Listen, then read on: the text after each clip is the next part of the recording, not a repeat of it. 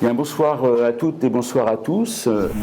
Alors cette première rencontre aurait dû avoir lieu déjà il y a 2 ou 3 mois peut-être. Elle n'avait pu avoir lieu parce que l'invité du jour, qui était Ricardo Osier-Lafontaine, était cas contact. On n'a pas voulu prendre de risques. Et puis après, eh bien, il y a eu le reconfinement que vous connaissez, qui nous a empêchés de lancer cette série de conférences qui devrait, je ne sais pas si je vais utiliser le futur ou le conditionnel, sachant qu'on ne sait jamais ce qui peut se passer avec ce Covid, donc qui devrait se poursuivre jusqu'à décembre. Donc j'en profite pour remercier en la personne de Marcel Pénon l'Atrium qui accepte de recevoir cette initiative, qui est une initiative d'une association qui s'appelle l'Association des Amis du Céréap, que vous connaissez, je suppose, et qui donc a fait cette proposition de rencontre d'artistes à raison d'1 fois par mois, le 4e jeudi, je crois, de chaque mois. Et donc ce soir, j'ai souhaité m'entretenir avec un artiste que je connais de très très longue date et avec qui je mène un travail d'écriture depuis quasiment aussi longtemps, et qui est donc Bruno Pédurand. D'autant que Bruno Pédurand, qui est un artiste guadeloupéen, va retourner à la rentrée, va retourner en Guadeloupe, et donc je tenais absolument à ce que vous puissiez bénéficier bien de sa présence avant son départ. Alors je vous disais à l'instant que je suis, du verbe suivre bien sûr, je suis le travail de Bruno Pédurand depuis très longtemps, depuis le début des années 90. Lorsque je l'ai rencontré en Guadeloupe, il revenait d'avoir fait ses études à l'école d'art de Martinique, et puis donc il a passé quelques années à enseigner en Guadeloupe, où il a passé le concours du CAPES qu'il a obtenu. Et puis ensuite, il est revenu en Martinique pour enseigner donc à l'IRAP. Non, c'était l'IRAP déjà. À l'IRAP. Voilà. Et son contrat s'achève à l'IRAP, et donc il va partir. Alors, le fait de l'avoir rencontré en Guadeloupe et d'avoir déjà découvert son travail à cette époque-là, et puis le fait que il soit en Guadeloupe, en Martinique, pardon, ce qui a facilité naturellement les choses, eh bien cela m'a permis de suivre de manière très régulière son travail, l'avancée de son travail, et d'écrire de manière non moins régulière sur ce travail. Donc là, je viens de vous retracer un petit peu cette sorte de compagnonnage que nous avons, lui et moi, pour peut-être commencer à évoquer avec lui des œuvres qu'il a réalisées dans les années 1990, qui sont peut-être des œuvres que vous ne connaissez pas forcément, ou du moins pas très bien. Certaines de ces productions, alors il y a deux séries que j'ai en mémoire et qui m'ont particulièrement marqué. Une série de peintures avec une dimension que je qualifierais d'onirique. Et donc Bruno nous dira, alors son nom d'artiste c'est Aiwa, donc là je dis Bruno, mais maintenant je veux dire Aiwa. Donc ces peintures, donc il va nous en dire un peu plus. Et puis il y a une autre série postérieure, je crois, qui m'intéresse également beaucoup, et qui est une série de quelques pièces en volume que j'appelle communément des boucliers, mais qui ne sont pas véritablement des boucliers. Alors, Aïwa, si tu veux bien, est-ce qu'on peut commencer par exemple par cette série de peintures que je qualifiais tout à l'heure oniriques, donc peut-être sans images, on va être obligé de... Non, mais je vais essayer, on va bricoler, hein, je vais essayer de me présenter en montrant l'ordi, parce que c'est quand même très difficile de parler d'image sans image, quoi. Bien sûr. Bien. Alors là on commence alors par cette série que j'ai nommée Bouclier, mais dont l'appellation n'est peut-être pas la meilleure. Si, l'appellation est la bonne. En fait, c'est une série que j'ai intitulée Bouclier. Et c'est un travail que j'ai réalisé quasiment en sortant après mes études, en fait. Et je m'interrogeais sur... Parce que à l'époque, pour retracer un peu les choses, j'arrive à l'ERAPM en 85, je crois. Et donc l'ERAPM avait juste une année ou 2 ans. Et c'était une toute petite école. Alors j'avais fait le choix de cette école parce que j'avais été très surpris d'apprendre qu'elle existait. Elle était toute récente. Et les écoles d'art, j'étais en France. Et à l'époque, j'étais dans une interrogation sur... bon, j'avoue que j'avais quand même un positionnement un peu idéologique en tant que lycéen. C'était la Guadeloupe des années 80, avec des revendications identitaires. Une Guadeloupe qui se posait des questions sur l'appartenance culturelle à la culture nationale française, etc. Donc il y avait pas mal de questionnements identitaires qui me traversaient. Et donc en découvrant l'existence de cette école en Martinique, j'ai fait le choix de m'y inscrire, en ne sachant pas trop bien à quoi ça correspondait. Et j'ai trouvé une toute petite école, effectivement, avec une ambiance un peu presque familiale, et qui posait des questions justement de domicilier des questionnements artistiques dans la région, dans la zone Caraïbes-Amérique. Et donc ce travail de Bouclier, c'est un travail que j'ai commencé avec une approche. Alors, j'ai toujours eu une approche un peu critique et grinçante, je dirais, dans mes interrogations. Et donc je m'interrogeais sur la part d'africanité qu'on avait en nous. Parce que bon, on sait très bien que bon, on revendique très souvent l'Afrique, l'africanité, l'afrodescendance, etc. Et je voulais véritablement l'interroger de façon un peu plus critique. Et donc j'ai réalisé des boucliers en me disant quel est mon rapport à l'Afrique, si ce n'est le rapport que j'avais à l'époque à travers des images, des documentaires, des lectures. Donc c'était toujours un rapport à l'Afrique qui était distancié et toujours médiatisé par des instances d'ailleurs. Et j'ai commencé à faire ce travail en me disant que je vais faire des boucliers.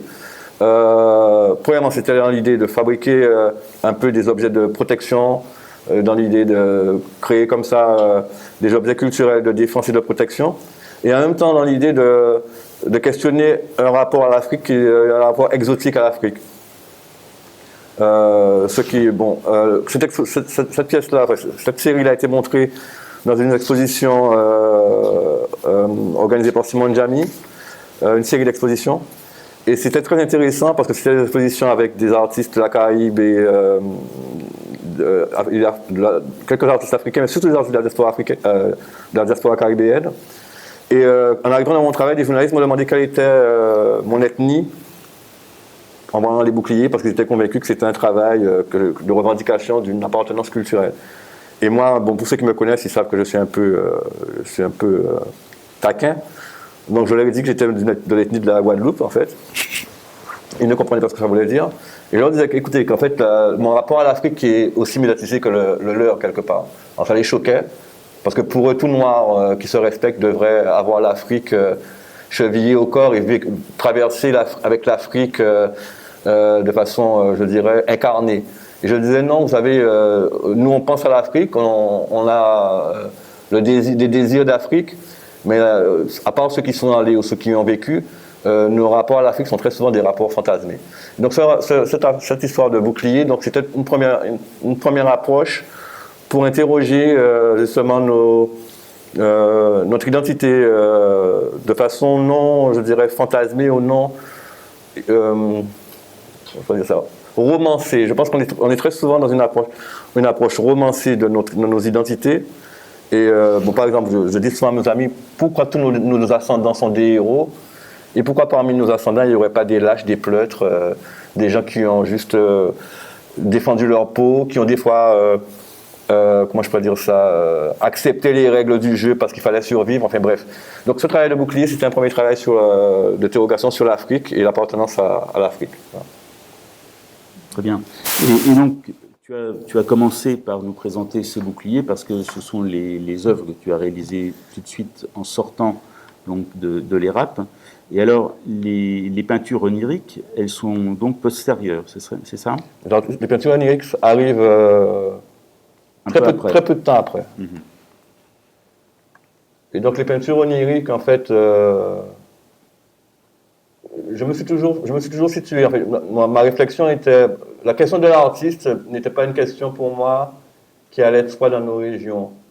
Et quand je dis ça, en fait, je veux dire que en m'inscrivant dans une école d'art, bon, c'est encore le cas aujourd'hui, peut-être un peu moins, mais il était évident que je faisais le pari de m'inscrire dans une voie qui n'était pas une voie considérée comme, comment je pourrais dire, quelque chose qui pourrait déboucher sur une vie sereine, avec une tranquillité économique, parce que bon, il faut quand même situer les choses, et ben, même si ça n'a pas beaucoup changé. Pas de galerie, pas de musée, enfin très peu, une galerie ici, je crois. 2 galeries aujourd'hui en Guadeloupe, mais bon, à l'époque, il n'y en avait pas.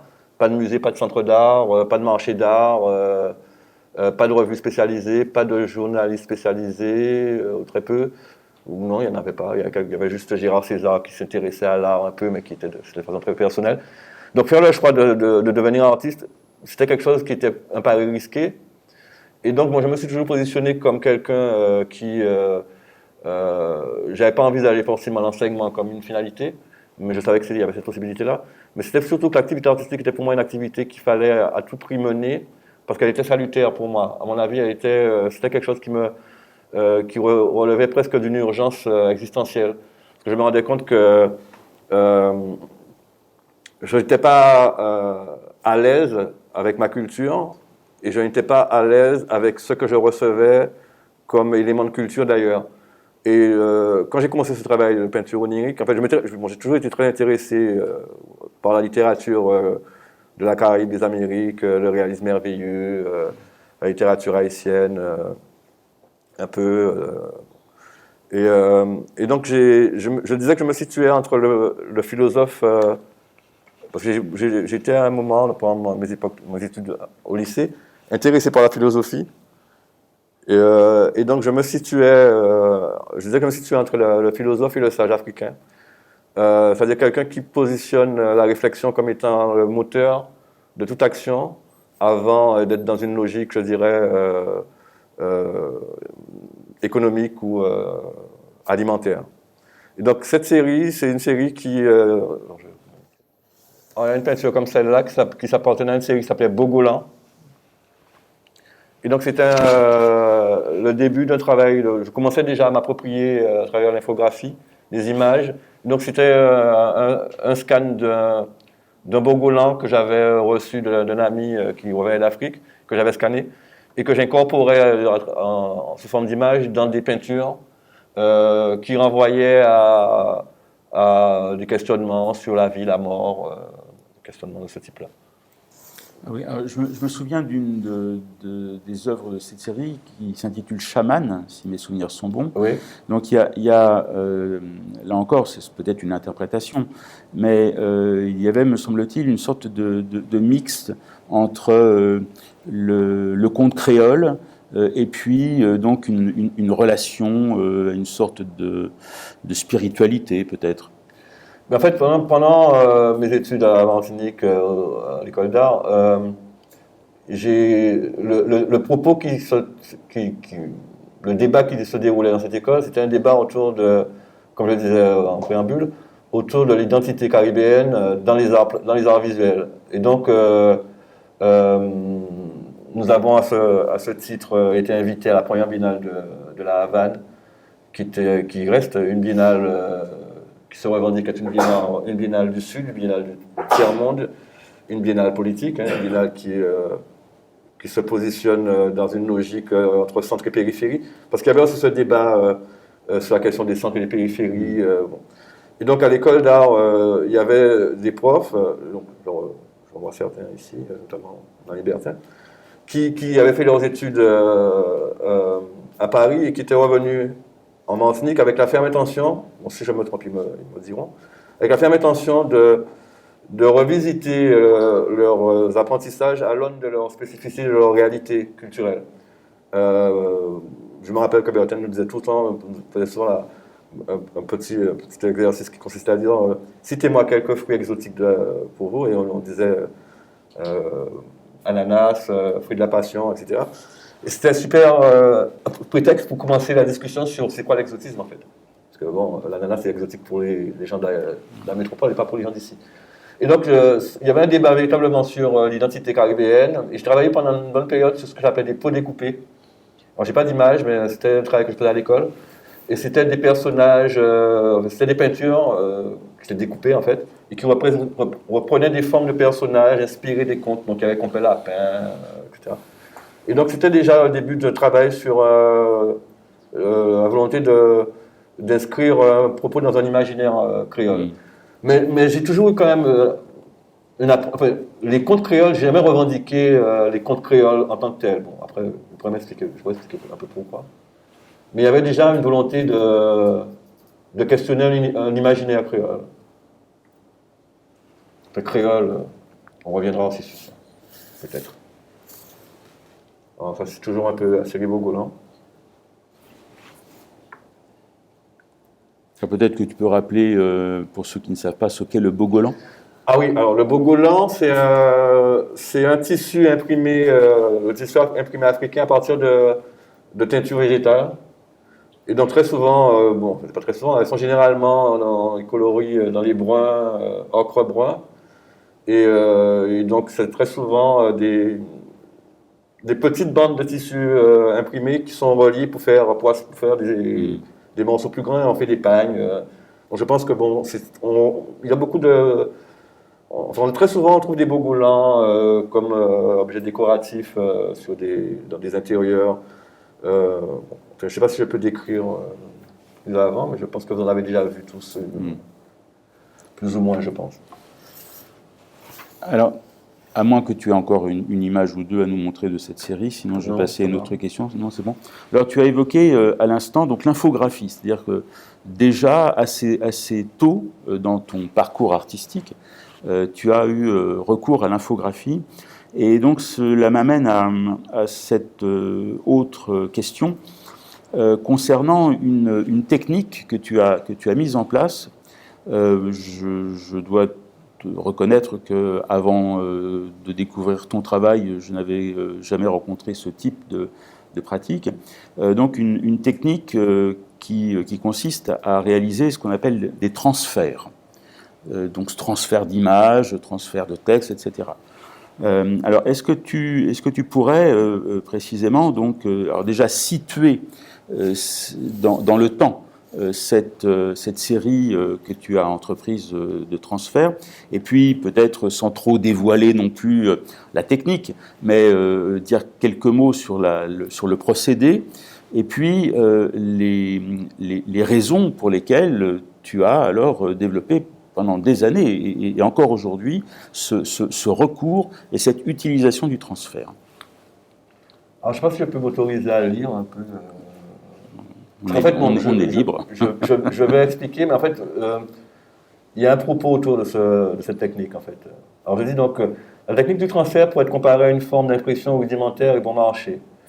Nous avons tous en mémoire, en tout cas ceux de ma génération, les transferts offerts à repasser sur nos premiers t-shirts, customisés. En fait, le travail avec la technique du transfert commence avec une série intitulée Vanité, donc je présente ça, réalisée entre 2003 et 2008 et présentée en 2009 à la Grande Halle de la Villette dans le cadre de l'exposition Creole Factory. Cette série interrogeait de façon critique le concept de customisation, un terme anglais qui renvoie à une forme d'appropriation personnalisée des objets du quotidien, vêtements, appareils électroménagers, voitures, etc. Dans un texte du critique d'art guadeloupéen Jocelyn Valton intitulé « Icône des deux mondes », il décrit ce travail de la façon suivante. C'est un véritable chasseur de scalps que Bruno Pédurand se livre aux captures d'images qui constituent les arrière-plans bruissants de ses dernières œuvres. Avec leurs strates, leurs trames superposées, constituées à la fois de photos, de magazines, de textes à peine lisibles et parfois inversés, elles ont des airs de collage.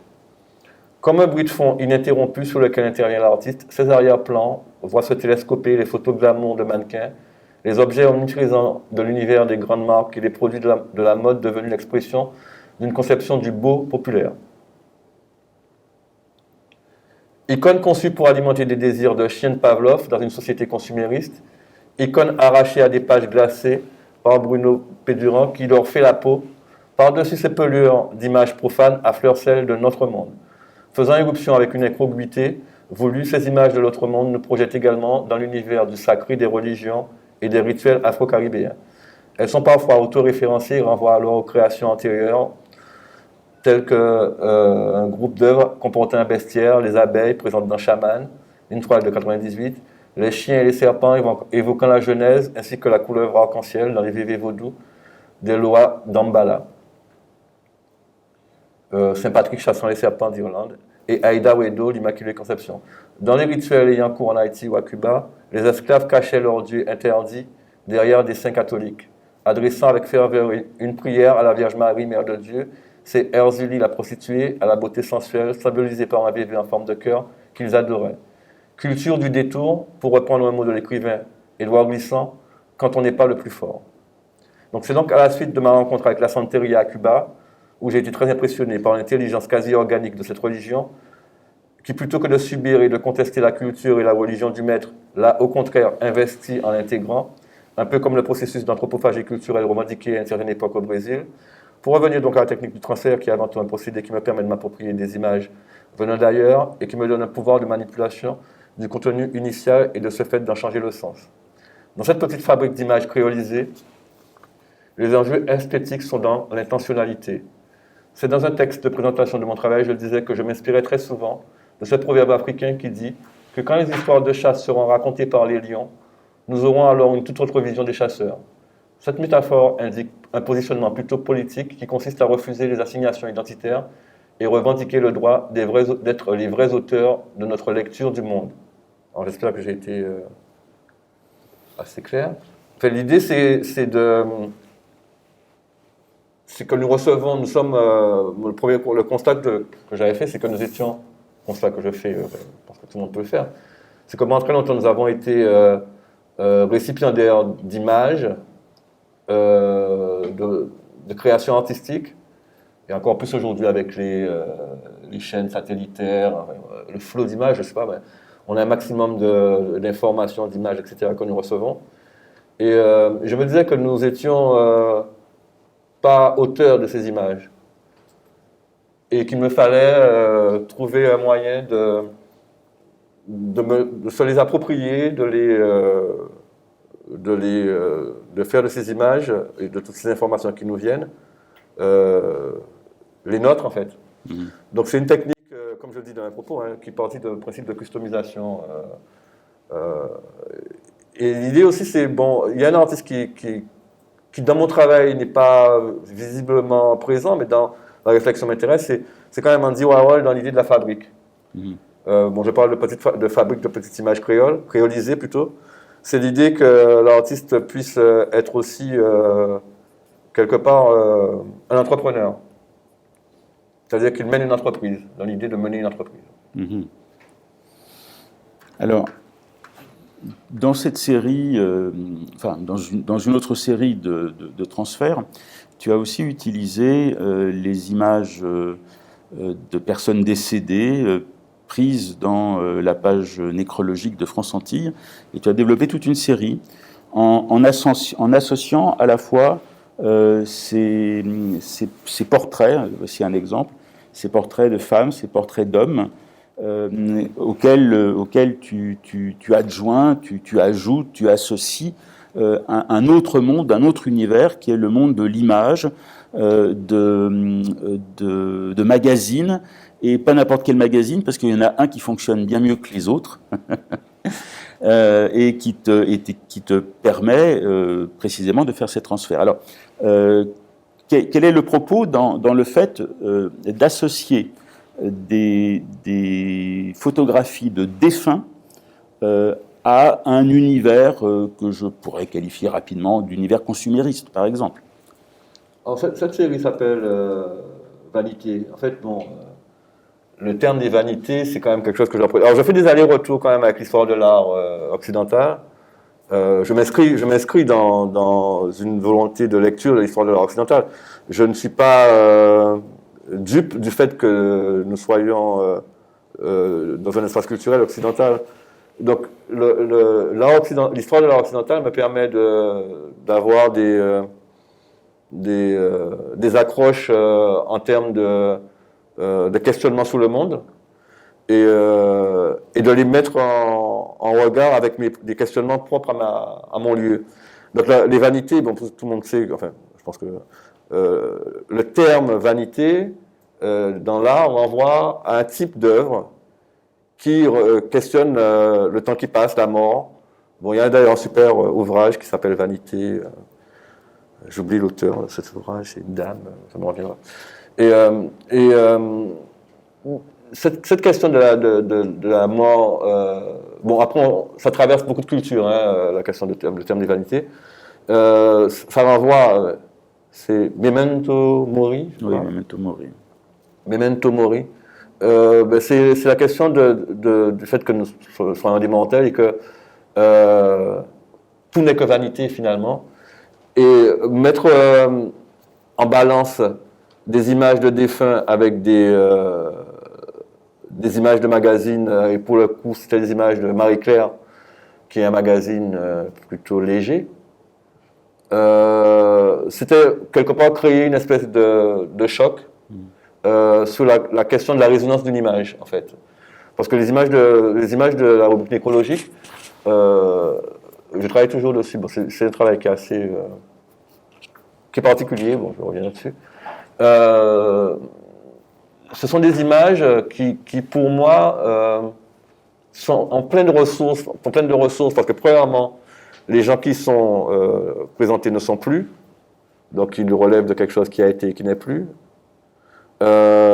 Ensuite, ce sont des anonymes, donc j'ai fait le pari de portraitiser des anonymes antillais, dans l'idée de prendre le contre-pied du portrait dans l'art occidental, qui était une façon d'honorer les gens importants. Ensuite, bon, la technique, c'est une technique qui est assez laborieuse, parce que c'est une technique de petits points. Donc il y a le temps passé au travail, qui renvoie à une forme de rituel, je dirais. Bon, cette question du temps du travail ritualisé, c'est quelque chose qui revient assez souvent dans mon travail. Le temps qu'on passe à faire les choses. Et ces images proviennent de la rubrique nécrologique du France Antilles, où ces images sont très petites en fait. Je pense que ceux qui ont déjà vu cette... Et c'est assez particulier cette tradition de... Je me suis renseigné, hein. C'est pas... Il y a quelques régions en France où des petits quotidiens le font. Mais c'est dans les petites régions, parce que dans les grandes villes, on peut pas. La mort est beaucoup plus anonyme. Donc la question de l'anonymat de la mort, au regard d'une société, d'une micro-société comme la nôtre, aussi m'interpellait. Et donc ces gens-là, je les fais rentrer dans un registre mémoriel à travers ces images, mais entre profane et sacré, toujours en questionnant nos héritages, parce que je pense que bon, ce discours dialectique entre tradition, modernité, à mon avis, aujourd'hui ne veut plus dire grand-chose, mais il y a toujours à s'interroger sur ce qui a été, ce qu'on a fait, et les choses qu'on a pu pratiquer, et ce qu'il en advient aujourd'hui.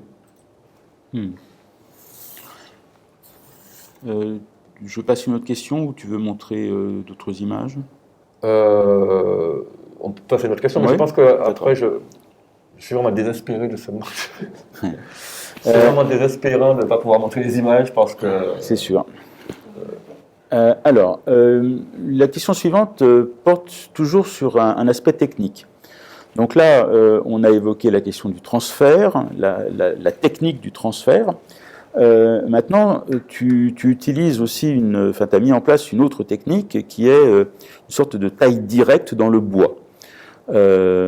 Alors, c'est pas véritablement de la gravure, ce n'est pas véritablement de la sculpture, peut-être que c'est les deux à la fois, mais il y a donc cette idée que tu évoquais à l'instant, c'est le temps de réalisation, le temps d'exécution, ça te prend un temps fou, parce que la technique consiste à utiliser effectivement là aussi le burin et le marteau, pour tailler dans le bois. Donc la question c'est, qu'est-ce que tu tailles dans le bois? Alors, je ne taille pas beaucoup dans le bois, en fait. J'ai taillé dans le bois pour une installation qui s'appelle Héritage de Cham. Et ce que j'ai gravé dans le bois, c'est des fragments du texte Le Code Noir. Et donc il était important pour moi. Alors ce texte, il est... Il est en bas. Alors il est en bas du panneau en fait. Mais après on pourra se rapprocher, je vais faire passer le diaporama. Enfin, on va essayer. J'aimerais vraiment que vous voyez les images, quoi. Ça serait mieux. Donc le texte, il est gravé dans le bois parce que c'est un texte pénible. C'est un texte qui est lourd. C'est un texte qui est chargé. Donc le texte il est gravé, ensuite il est brûlé. Il est brûlé au chalumeau. La référence à la peau de l'esclave n'est pas loin. Je veux dire, et donc ce texte-là, alors des gens me disaient, mais on n'arrive pas à lire. Et je disais, mais tant mieux, parce que c'est un texte qu'il faut surtout pas lire. C'est le Code Noir. Je l'ai un peu étudié pendant une période. Et il y a beaucoup de choses à dire dessus. Un grand débat dessus. Mais les fragments, en fait, il y a une espèce de difficulté à retrouver le sens du texte. Et c'est aussi volontaire parce que c'est l'idée d'une relecture de cette monstruosité, en fait de vider de son sens le contenu de ce texte-là. Donc autant il a été pénible pour moi de le lire, cette pénibilité, je la traduis dans l'exécution de l'inscription du texte, en fait. C'est un peu une façon de traduire la difficulté de lire ces choses-là, en fait. Alors, ces lettres qui sont en surface, donc tu disais, elles sont brûlées. Cette brûlure, encore autre technique que tu utilises, tu ne l'as pas utilisée que pour cette œuvre sur laquelle on va revenir tout à l'heure. Tu l'as utilisée aussi dans d'autres séries. Obtenant toujours évidemment des effets plastiques très très intéressants. Oui, en fait j'ai travaillé sur une série qui s'intitulait pour le coup Bois brûlé. Et la référence, je pense que tous vous la voyez à quoi je fais référence quand je dis Bois brûlé. Je fais référence à un artiste qui est pour moi un artiste majeur de notre région, de nos régions, qui est Jeanne Monnat. Alors la place de la musique dans mon travail, même si j'en parle pas beaucoup, la musique est très importante dans mon travail. Je pense que pour beaucoup d'artistes, c'est peut-être le cas. Donc ces pièces-là s'appelaient des Elegba Box. Et qui étaient sur roulette. Sur roulette, Elegba Boxes sur roulette. Et donc c'est un travail donc ce sont des images de magazines qui sont pour le coup là transférées puis brûlées sur du bois.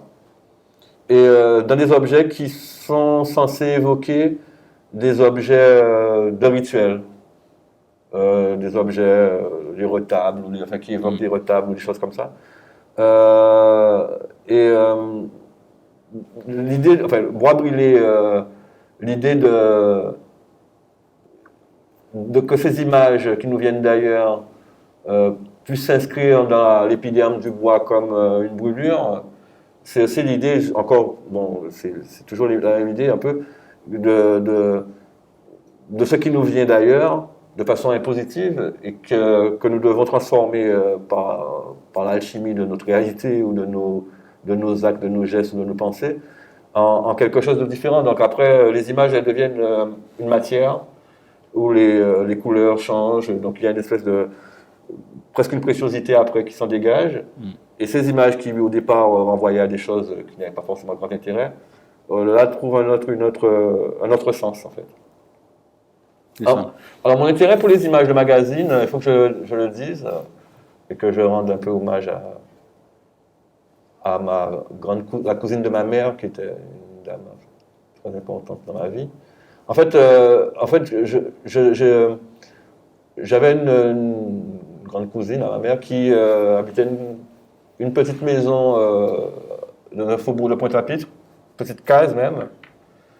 Et dans cette maison, quand on y allait, j'étais toujours très fasciné parce qu'en fait, ces murs et ces cloisons étaient tapissés d'images de magazines. En fait, c'était à la fois, c'est très intéressant, c'était à la fois décoratif, informatif, fonctionnel, parce que ça avait la fonction de boucher les jours entre les planches pour ne pas laisser passer la lumière. Et donc, on pouvait trouver sur ces cloisons les photos du pape, des images de pin-up dénudés, des images de catalogue Manu France, des images de nous deux, intimité. Je pense qu'il y a des gens qui ne connaissent pas ça.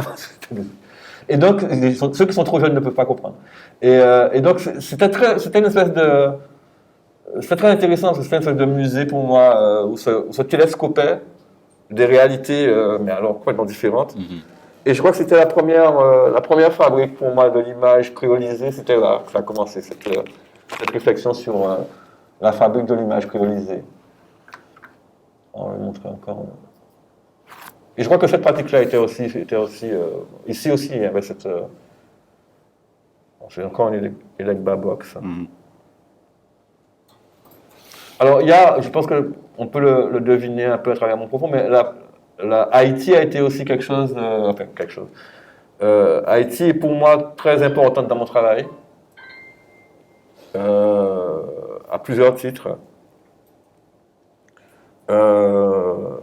Et donc, les boucliers que j'ai présentés, en fait, c'était un élément d'une installation qui s'appelait Hommage à Port-au-Prince, en fait.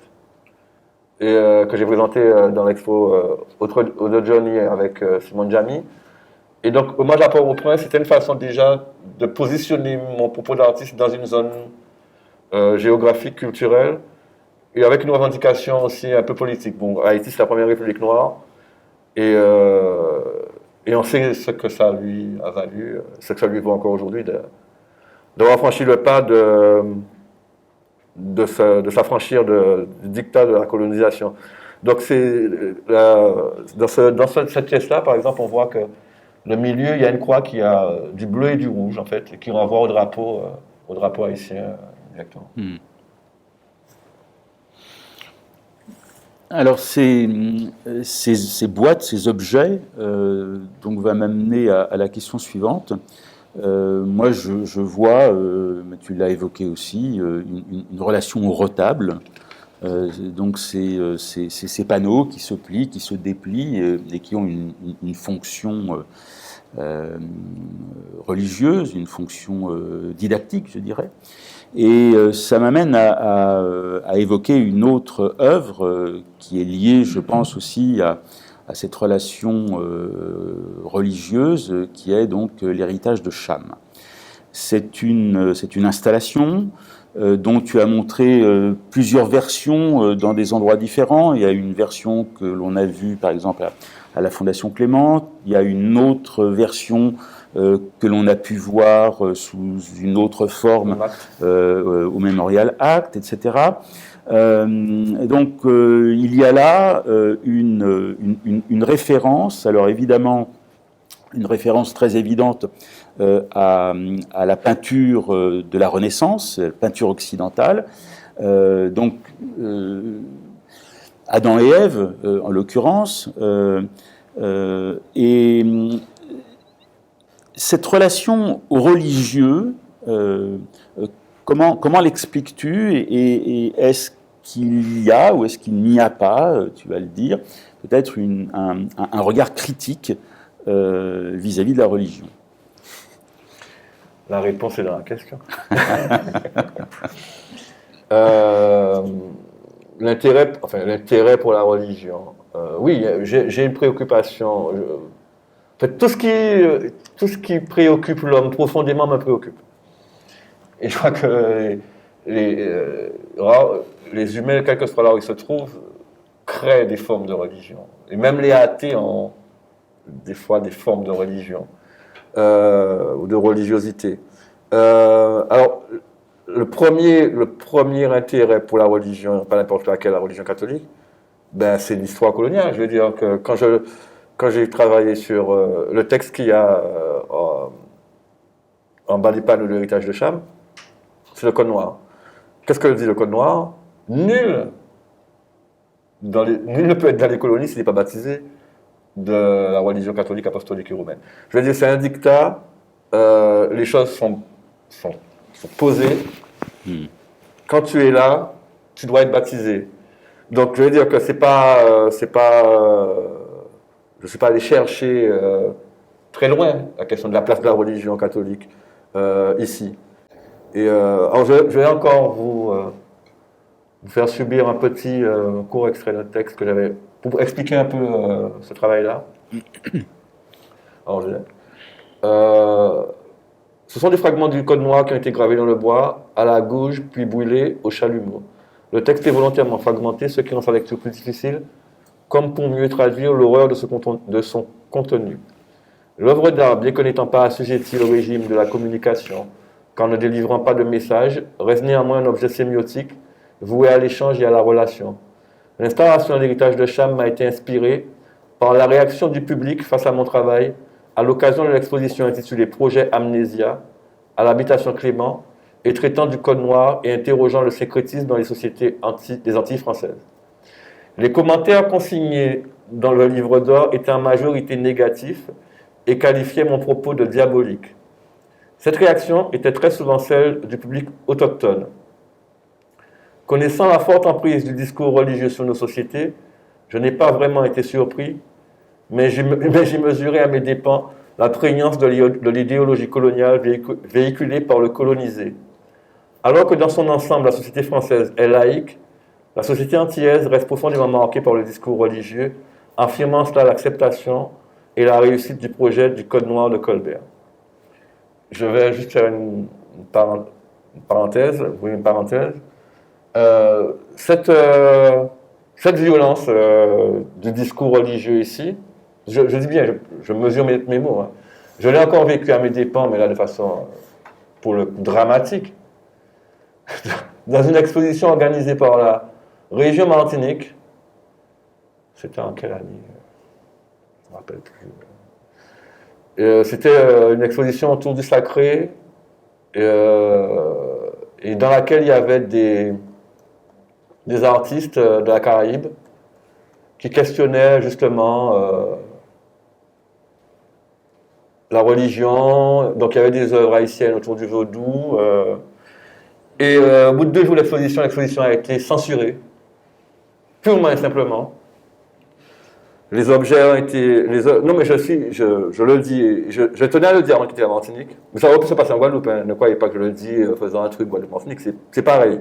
Mais je tenais à le dire parce que je l'ai très mal vécu, cet épisode-là, mais vraiment, très très mal vécu. Et du coup, l'envie même d'exposer dans des lieux... Ici, je me disais même, il y a un travail à faire avant, parce que les gens sont pas... Enfin, avant d'arriver aux œuvres, il y a peut-être un travail de déconstruction, je ne sais pas. Enfin, bon, bref.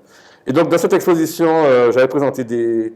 Dans cette œuvre-là, en fait, vous allez voir tout à l'heure, quand vous allez vous rapprocher, il y a des socles, et sur les socles, il y a des bibles cloutées.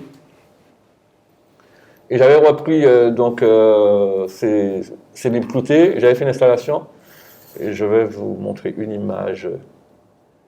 Et je peux comprendre que ça a choqué. C'était l'idée. Ça a peut-être trop bien marché, en fait. Non, en fait, ce qui m'a choqué, c'est que c'était dans une instance politique. Et il me semble que c'était à la région, il me semble que la région, c'est laïque. Enfin, il me semble que par définition, ce lieu-là est un lieu laïque. Et c'est une responsable de service, je ne nommerai pas son nom, qui a décidé, sa grande autorité, parce qu'elle est évangéliste. Je respecte les religions, hein, mais on ne va pas les imposer aux autres. On voit ce que ça peut donner quand on les impose aux autres. Elle a décidé que c'était des œuvres diaboliques qui ne devaient pas être montrées aux Martiniquais. Alors il y avait notamment des chaises sur lesquelles il y avait des images religieuses, donc le portrait du Christ, etc. Cette exposition a eu lieu en quelle année? C'était avant la grève, je crois. 2008 peut-être. Ouais. Alors cette exposition, ce qui est intéressant, c'est que cette exposition, ça a duré 3 jours, mais un catalogue épais comme ça, un magnifique ouvrage qui n'a pas été donné aux artistes, je ne crois pas. Je ne sais pas, j'ai un doute. Je vais vérifier en rentrant chez moi ce soir.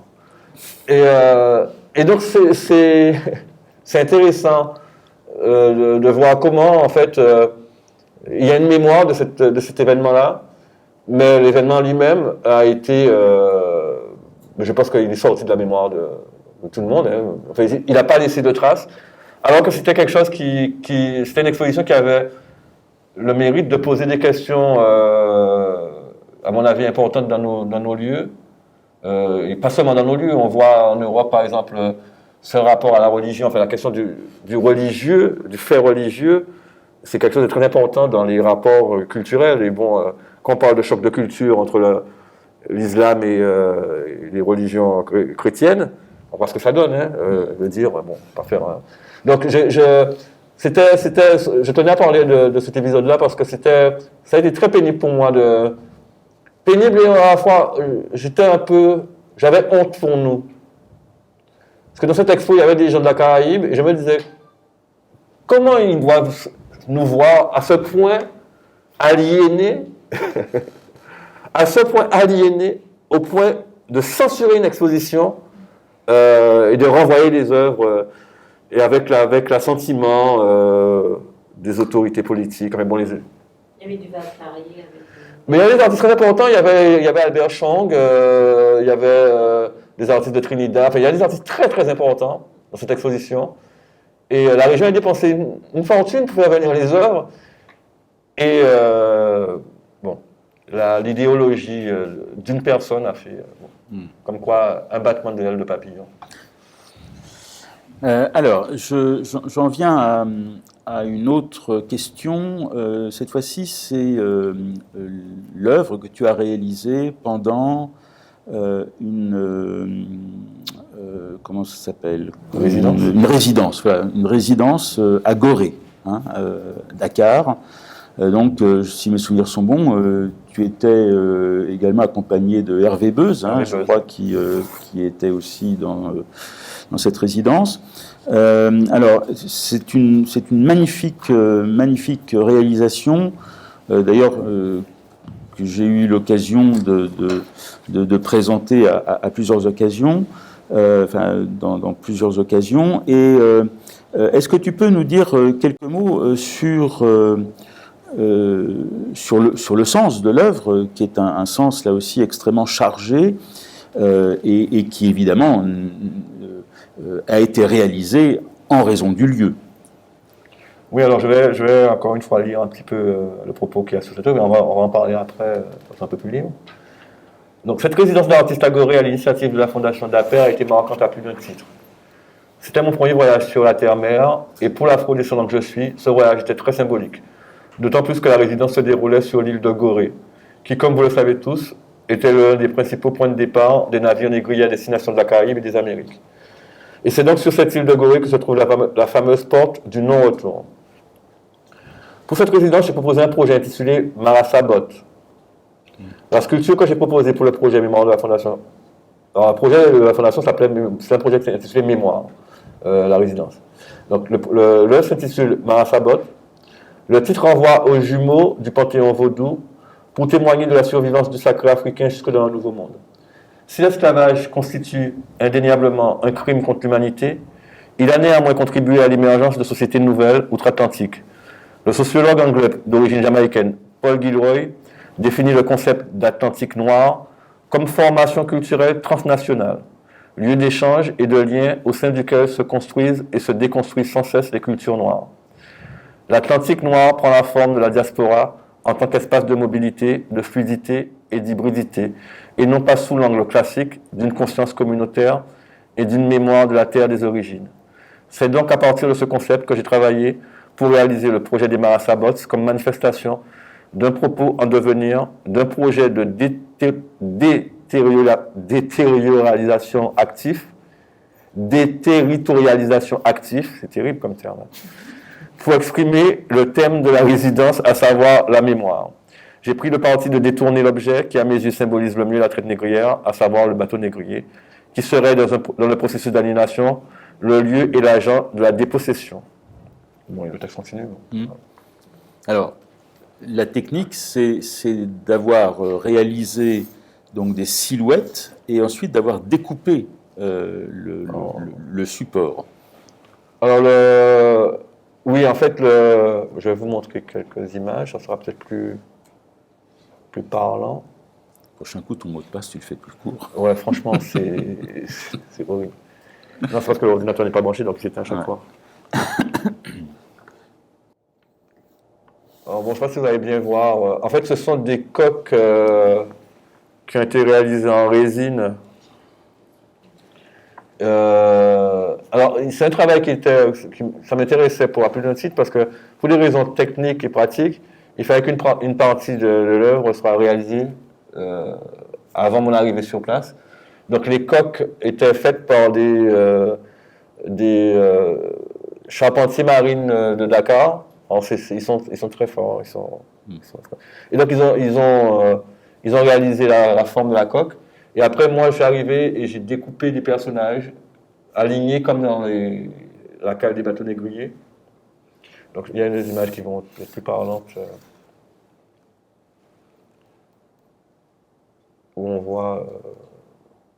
Et donc, l'idée, c'était de créer un peu, avec ces personnages, une espèce de motif, en fait.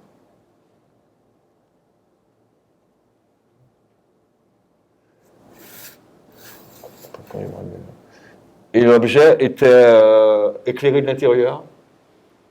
Et donc, la nuit, parce que ce sont des œuvres monumentales qui étaient présentées sur l'esplanade principale de Gorée, et donc qui devaient recevoir, enfin, quand les gens arrivaient de Dakar, ils devaient tout de suite voir les pièces sur l'esplanade, de jour comme de nuit. Et donc, de nuit, les pièces étaient éclairées, et donc la mienne était éclairée de l'intérieur. Donc, elle fonctionnait comme une espèce de lanterne magique. Enfin, l'idée, c'était un peu ça. Et l'idée, la lanterne magique, c'est quelque chose qui m'intéresse aussi. Parce que c'est tout simple, en fait. Et en même temps, ça a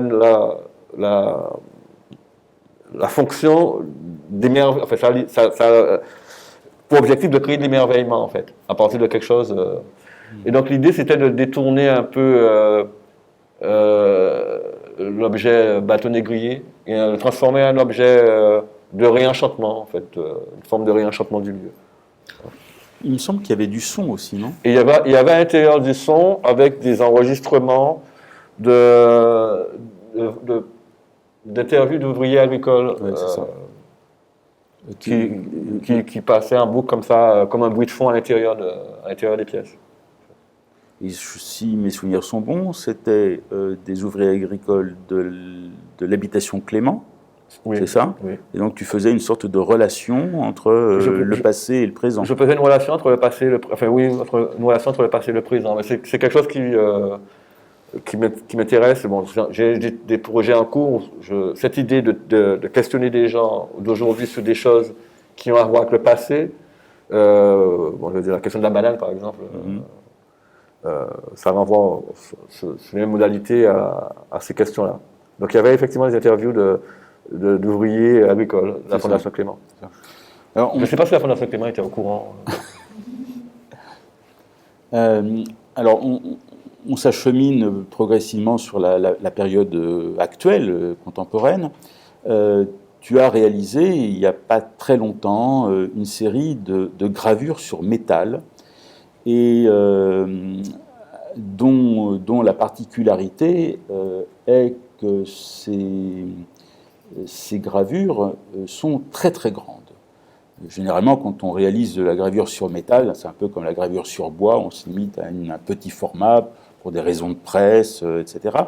Et quand j'ai découvert ça, j'étais quand même assez étonné de voir le format sur lequel tu travaillais. Alors, il y a à la fois la technique qui est, je pense, une sorte d'exploit, et puis il y a aussi ce que tu représentes sur ces plaques de métal.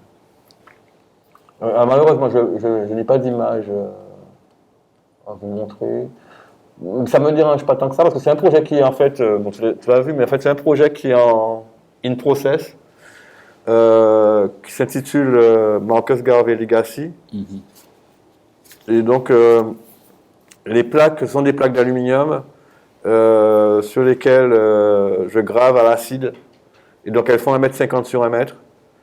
Et l'idée, c'est qu'elle puisse faire l'objet de tirage, mais la presse, ça ne sera pas une presse, ça sera une voiture qui va rouler dessus. En fait, l'idée... Marcus Garvey, c'est quelqu'un que je suis en train de... je connaissais, mais que je ne connaissais pas, en fait, et que je découvre, et qui est très, très important à plus d'un titre, et qui avait notamment... bon, je pense qu'on connaît un peu l'histoire du Libéria. On sait qu'il est à l'origine de la création de cet État-là, en fait. Le retour des esclaves africains affranchis, etc. Donc avec la Black Star Line, il a créé une compagnie maritime.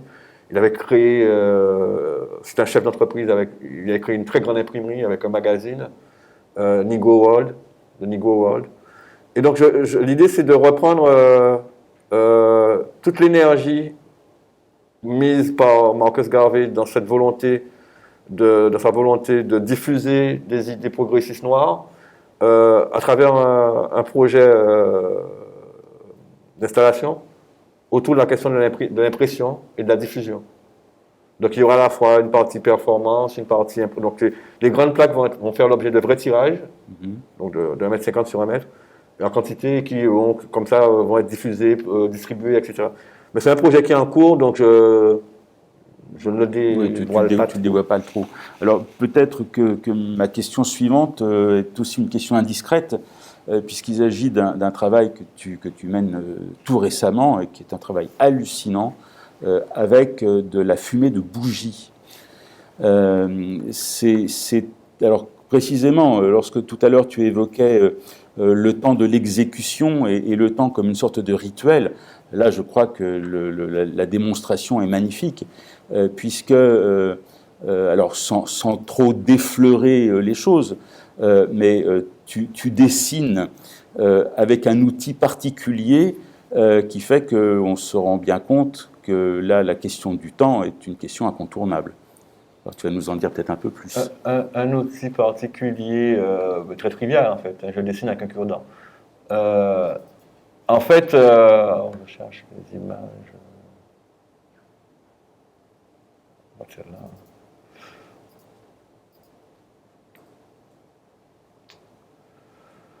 Ça va pas le faire. Alors, en fait, c'est cette série qui s'appelle Egungun. Et les Egungun, ce sont les défunts dans la Santeria.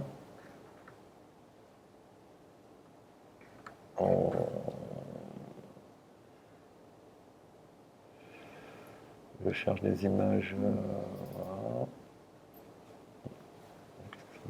Voilà. Donc là, on retrouve les portraits de défunts. Oui, on retrouve les portraits de défunts, mais c'est pas comme ça que je voulais l'ouvrir.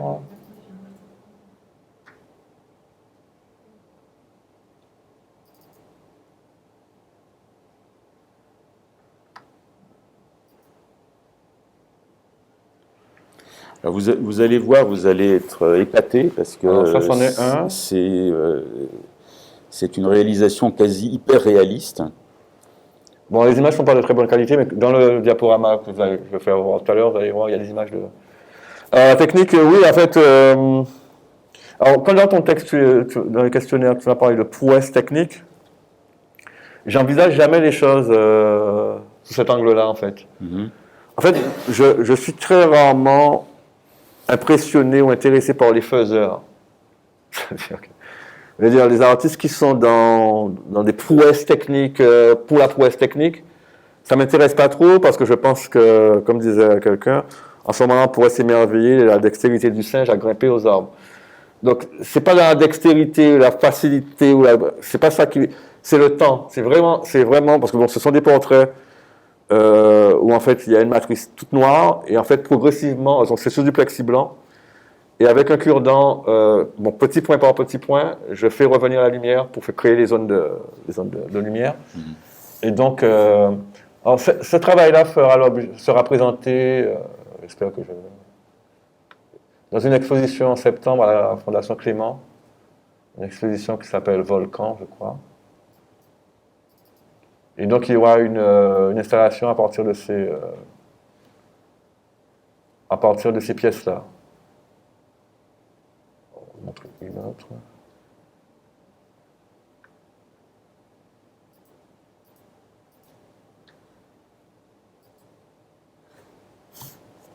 Une jeune fille. Ce sont toujours des portraits de défunts, hein, en fait. Et donc, ce qui est intéressant, ce qui m'intéresse dans ce travail, c'est que c'est fait à la bougie. Donc, la bougie renvoie à la mort. En fait. Symboliquement. Symboliquement, la bougie, la flamme, la bougie, la lumière, etc.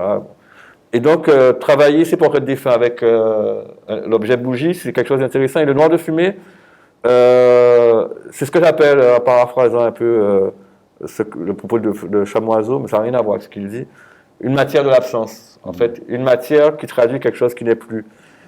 Et donc, ces portraits s'effacent dans une fraction de seconde. Il suffit de passer la main dessus. Et donc, ils se font très lentement et ils s'effacent très vite. Donc, c'est encore l'idée, métaphore de la vie, de la mort. Et donc, pour l'exposition chez Clément, j'avais présenté ce travail, une première série de ce travail, une exposition à Paris en 2018. Et les pièces étaient présentées dans des caissons avec une vitre. Et parce que je réfléchissais encore aux enjeux de ce travail-là, dès que je les avais déjà, mais bon, c'était très pénible pour moi l'idée de les présenter, très risqué. Et il a été pris le pari de les présenter chez Clément sans protection. Alors, j'espère qu'aucun d'entre vous n'aura la bonne idée de passer la main dessus. Et donc, c'est l'idée aussi, à l'époque où on parle dans le monde des expositions du care, prendre soin, le soin.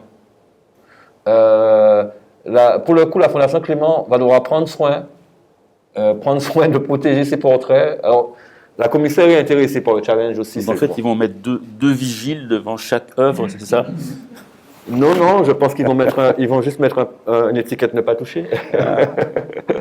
S'il vous plaît, ne pas toucher. Non, mais en fait, ça m'intéresse beaucoup cette idée de la chose en danger, la chose fragile, quoi. Comme la vie est fragile, comme les êtres humains sont fragiles. Voilà. Donc, ce travail de noir de fumée, oui, c'est un travail qui est en cours et qui est assez important en ce moment dans ma pratique.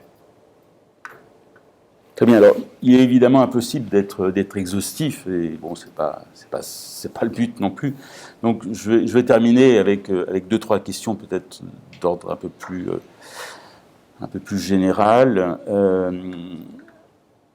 Tu as évoqué tout à l'heure ce choix de t'inscrire dans le contexte caribéen, de vivre aux Antilles, Martinique, Guadeloupe, d'y rester, tandis que d'autres artistes ont fait le choix de Miami, Montréal, Paris ou autre. Toi, tu as fait un choix délibéré qui est un choix, je pense, qui n'est pas évident, et ce qui m'amène à considérer ce choix comme étant une marque d'engagement. Et c'est un engagement que je serais presque tenté de considérer comme un engagement idéologique.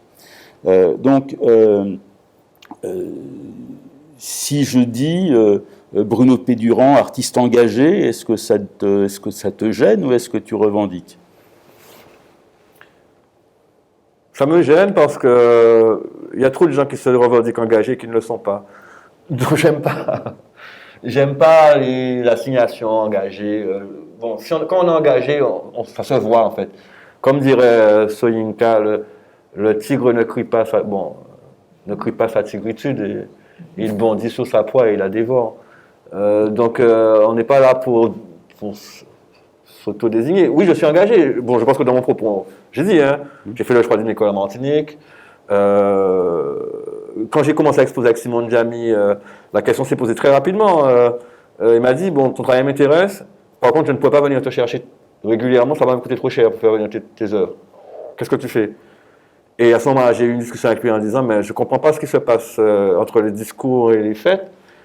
Dans les discours, vous tenez le discours qui consiste à dire qu'il n'y a ni centre ni périphérie, parce que c'était le grand débat à l'époque, ni centre ni périphérie. Parce qu'après, on avait fait les magiciens de la Terre, pour ceux qui... magiciens de la Terre, on allait chercher des artistes à l'autre bout du monde, pour montrer bien que la création artistique est quelque chose d'universel, sans frontières et sans cloisons. Donc, il n'y a pas de centre et de périphérie. Donc, en principe, on devrait pouvoir vivre en tant qu'artiste partout sur cette planète. Sauf que force est de reconnaître qu'aujourd'hui, 30 ans après, bien sûr, les centres existent, et les périphéries aussi. Je veux dire que les lieux où les grandes expos se déroulent, on sait où se trouve, en fait. C'est Paris, New York. Oui, mais tu disais aussi La Havane, Sao Paulo, Porto Alegre. En fait, les choses bougent. Par contre, le marché ne bouge pas aussi facilement que les artistes, eux, peuvent aujourd'hui travailler partout. Après, être visible, je ne vais pas être méchant, mais les artistes qui vivent à la Martinique ou en Guadeloupe et qui sont très visibles, ils ne sont pas si nombreux. Je veux dire, nos artistes les plus visibles, les Julien Creuset, ces gens-là ils sont là-bas, ils sont ailleurs. Parce qu'ils ont aussi des moyens de diffusion. Moi, je sais que je passe pour quelqu'un qui d'un peu pénible parfois dans la relation, parce que je dis qu'il faut donner aussi aux artistes les moyens. C'est une des discussions que j'ai eues souvent avec la Fondation Clément. Je leur disais que c'était bien d'exposer les artistes, mais qu'il fallait aussi leur donner les moyens de produire. Et qu'il fallait aussi créer des outils de production sur place. Des ateliers Alors ça commence peut-être la réflexion commence peut-être il y a des Fab Labs qui se créent, mais un artiste ne peut pas tout seul dans son atelier, avec ses petits moyens, chez Bricolage, acheter 2 pots de colle, produire. Il y a des œuvres qu'on ne peut pas produire avec les moyens d'un atelier individuel, quoi. Il y a des choses aussi qui demandent. Le travail sur Marcus Garvey, par exemple, c'est un travail où je travaille avec un Fab Lab en Guadeloupe pour développer des choses. Parce qu'il y a des limites. Donc, faire le choix de rester en Guadeloupe et en Martinique, c'est une forme d'engagement, bien sûr. Mais je ne le conseille pas à tout le monde, en fait, de faire ça. Je ne dis pas non plus qu'il faille partir. Il faut peut-être partir pour revenir. Après, je pense qu'on peut bouger, revenir, s'installer, etc. Mais rester ici, c'est difficile. Je ne le cache pas, je pense que tous les artistes le savent. C'est difficile de vivre au quotidien ici, oui. Alors, cette difficulté, est-ce qu'elle est liée précisément à la question du centre et des périphéries? Et est-ce qu'il y a un autre aspect qui rentre aussi en ligne de compte, c'est la question de l'insularité? Alors, la question des centres et périphéries, moi, c'est pas ça qui me pose le plus de problème, parce que peut-être que j'y ai rêvé à une époque, quand j'étais jeune, mais je fantasme plus de voir mon nom placardé à 4x3 devant Beaubourg.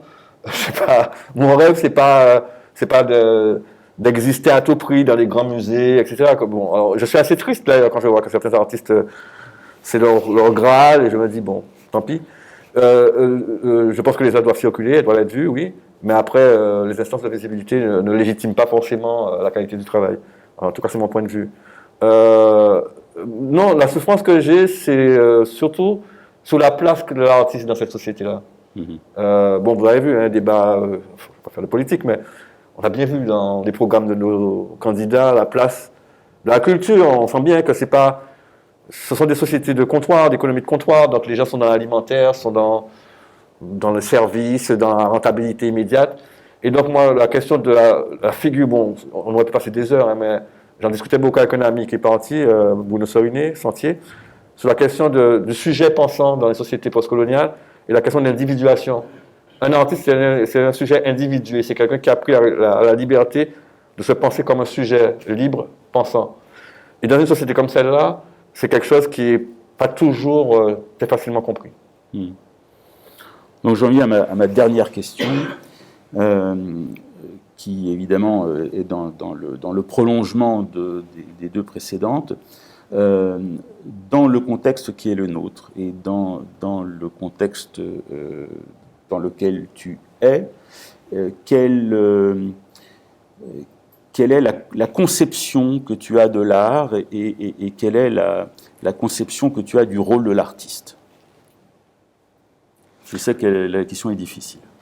Oui, mais oui. Bon, heureusement que tu l'as gardé pour la fin. La question est difficile. Oui, parce que à mon avis, il n'y a pas une seule fonction de l'artiste. Hein. Parce qu'il y a plusieurs façons d'habiter les pratiques artistiques et le statut d'artiste. Je veux dire, entre les artistes qui travaillent à des questions, je dirais, véritablement d'une efficience de l'œuvre d'art dans la société, dans les rapports sociaux, dans les rapports humains, dans les questions d'inégalité, bon, je sais pas, quelqu'un comme Alfredo Jarre, par exemple, quelqu'un qui a des propos très politiques sur... il y a des artistes qui sont dans la poésie, donc il n'y a pas pour moi une définition de l'artiste. Moi, ma position, c'est celle de questionner la fonction sociale de l'art. Quelle est la fonction sociale? Quelle pourrait être la fonction sociale de l'art dans une société...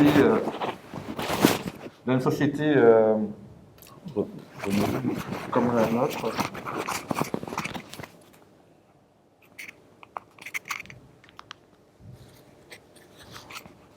Donc la question de la fonction sociale de l'art dans une société comme la nôtre me semble fondamentale parce qu'elle pose la question du statut de l'humain.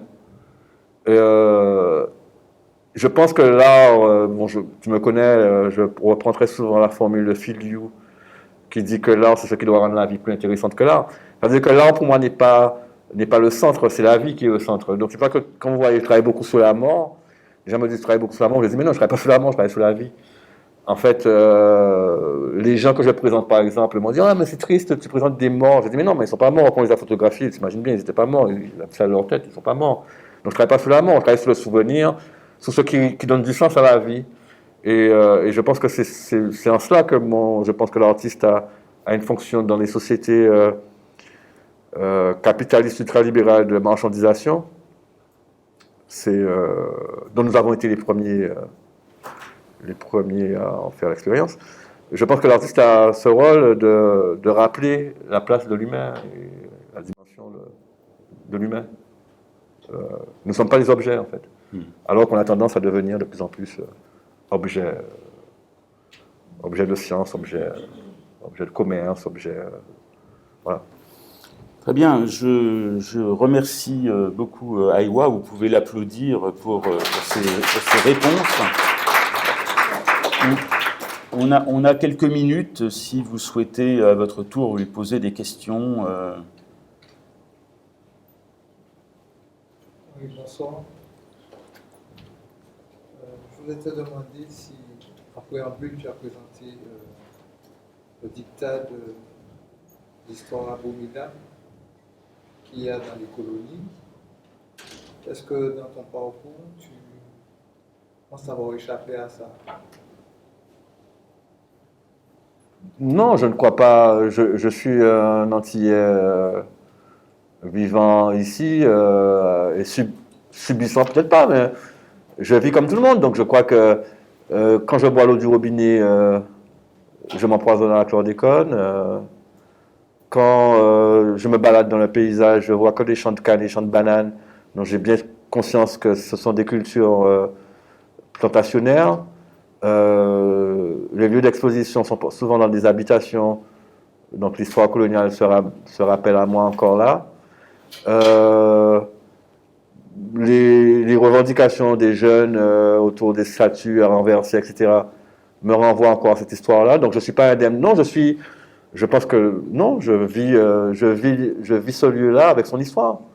Et je n'échappe pas. Après, en tant qu'artiste, je prends une distance qui consiste à questionner les choses. Peut-être que tout le monde ne le fait pas, je ne sais pas. Mais je suis dans, oui, je suis dans, je n'ai pas échappé à, je ne crois pas, non. Une autre question? Oui? Bonsoir. Bonsoir. Est-ce que pour vous, il y a plusieurs formes d'art ou pas? Est-ce que ça se rapporte à une question de médium? Est-ce que ça doit rester traditionnel de votre point de vue? Est-ce que vous valoriseriez, par exemple, des productions faites sur plutôt des supports complètement dématérialisés? Est-ce que ça a une valeur pour vous? Ah oui, tout à fait. En fait, moi, les choses ne se posent pas en termes uniquement de leur matérialité. Je pense que c'est la question de l'art, c'est avant tout une question d'intentionnalité. C'est l'intention qui compte. Après, il y a des artistes qui font des œuvres qui sont très belles, très fortes, qui sont complètement immatérielles. Je vois, il y a un artiste ici, David Gums, qui fait des projections vidéo, c'est immatériel, c'est numérique. Et pourtant, son propos a un sens, son travail a un sens. Donc, c'est pas, non, je ne crois pas que ça se pose en termes de matérialité de l'œuvre, ça se pose en termes de contenu sémantique, en termes d'intention de l'artiste, quoi. Une autre question? Bonsoir. Les retables qui étaient sur les roues, la dimension en hauteur, c'est quoi comme dimension? 1,20 m sur 1,20 m. D'accord, donc quand même à... Enfin, fermé 1,20 m. Enfin, c'est un carré de 1,20 m sur 1,20 m. Quand on ouvre, ben, ça fait 3 fois 1,20 m. C'était ouvert parfois? C'était ouvert, oui. Il y a des charnières. Il y a des charnières, ça s'ouvre, oui, en fait. Le spectateur était invité à les ouvrir. Il pouvait l'ouvrir, oui, il pouvait ouvrir. J'ai une autre question reliée à ça. Il y avait des têtes, une tête de loup avec le vent en plein milieu. Ça me fait référence, enfin moi ça me renvoie au symbole, en tous les cas dans la peinture de Hamid, parce qu'il n'y a pas très longtemps il y avait une exposition à la Villa Champ-du-Clair. Et on retrouve en fait ces symboles-là dans sa peinture qui reviennent souvent. Du coup, je les revois, mais de loin, pas du tout la même technique, pas du tout la même chose, mais les symboles sont repris. Et est-ce qu'il y a un rapprochement à faire ou pas du tout? Alors, c'est pas un loup, c'est un chien. C'est un chien. D'accord, très bien. Enfin, après, c'est moi-même qui ai un loup, mais c'est une tête animale. Oui, c'est un canidé, en fait. Oui.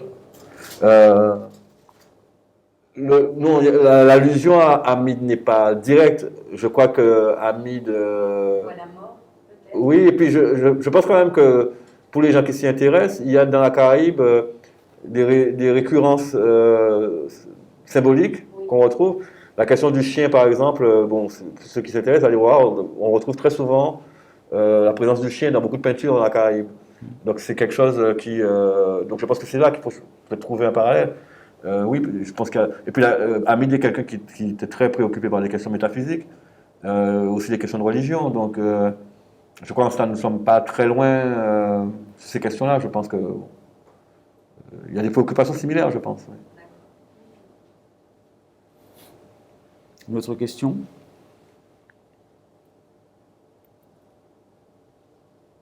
Non? Oui? Merci beaucoup pour cette communication.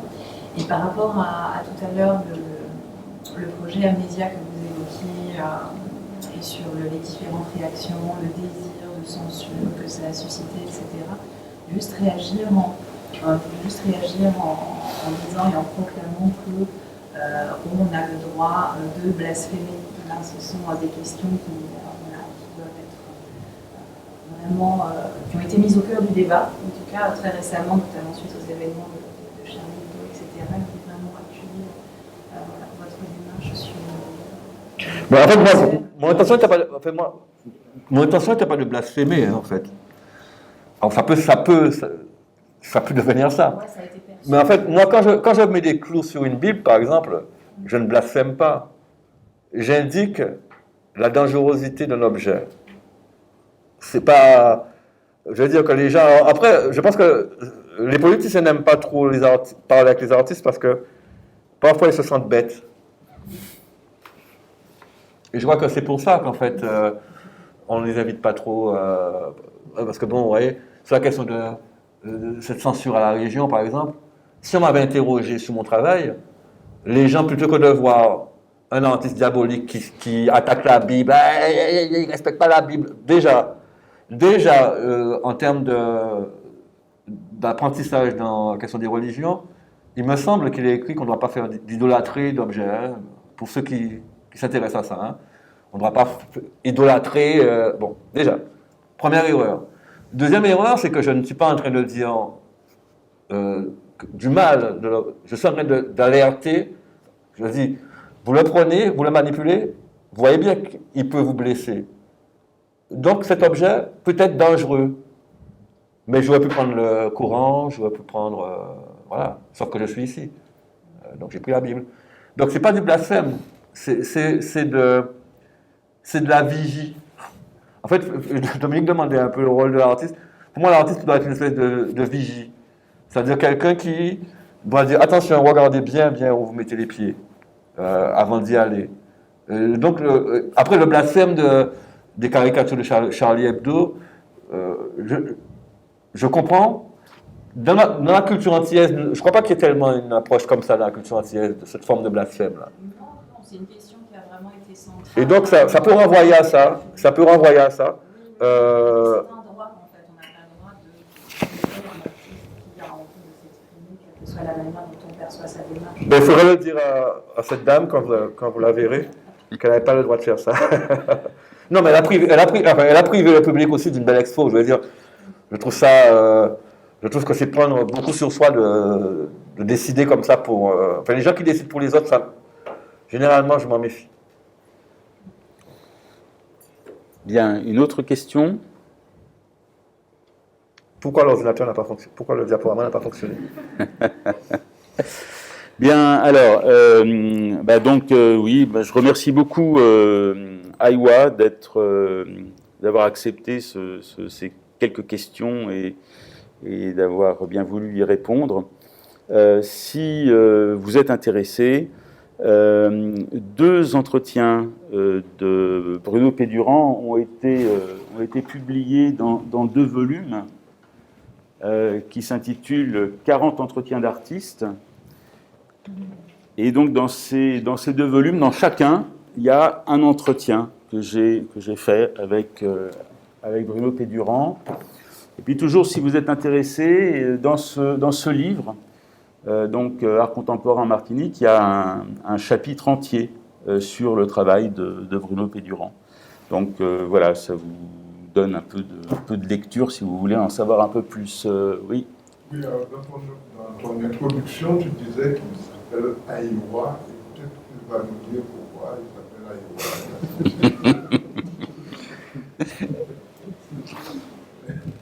Bertin, je savais qu'avant de partir, il y aurait... Non, alors, Aïwa, ça veut dire temps de l'esprit. Comment? La traduction de Aïwa, c'est temps de l'esprit. Temps de l'esprit. Le temps de l'esprit. Dans quelle langue? Yoruba, oui. Ça correspond aussi à l'évé, Ah? à une autre langue qui est proche dans la région l'évé. Non, je ne connais pas. Non, en fait j'ai fait une... en allant à Cuba, je m'appelle déjà Aïwa. Parce que bon, en étant à l'école d'art, on était dans une revendication identitaire. J'étais à un certain moment un peu chanteur avec des amis de dancehall. Enfin, c'était un mouvement précurseur de la scène hip-hop, dancehall, hip-hop. Donc revendication un peu black à l'époque. Et c'était dans les mœurs, déjà à l'époque, de prendre un nom de guerre, en fait. De se donner un nom de guerre. Et ce nom-là, j'ai du mal à me rappeler comment il est arrivé. J'ai l'impression qu'il avait toujours été là. Et en allant à Cuba, en fait, en découvrant la culture Yoruba, et à travers la Santeria, là, j'ai pris conscience que, bon, j'ai fait un début d'initiation Santeria pour comprendre un peu les choses. Et donc, j'ai compris qu'il y avait aussi, comment je peux dire ça, une espèce de, enfin bon, c'est que je y croire, hein, une espèce de chemin. Chacun a déjà un peu un chemin à faire ou qui l'attend. Et sur mon chemin à moi, c'était seulement le chemin des questions de la spiritualité. Donc c'est pour ça que dans mon travail, je parle beaucoup de relations entre profane et sacré. Voilà. Je ne sais pas si j'ai répondu à ta question. Alors moi, je tiens à remercier Dominique déjà pour l'intérêt qu'il porte à mon travail depuis de nombreuses années. Et pour cette invitation, alors j'avoue vraiment que c'est parce que c'est lui que j'ai accepté. Parce que j'avais envisagé de quitter la Martinique sans faire de bruit le mois prochain, sous la pointe des pieds, parce que j'aime bien ça aussi, apparaître et disparaître. Et donc il m'a donné l'occasion de de rencontrer, de revoir des gens mais que je croisais, que je connais, d'autres que je ne connais pas. Et donc je vous remercie tous d'être venus, hein, d'être là, pour l'intérêt pour mon travail. Et je pense que, bon, comme on dit, les montagnes ne se croisent pas. Donc je pense que j'aurai l'occasion de revenir en Martinique pour des raisons artistiques ou autres, je pense.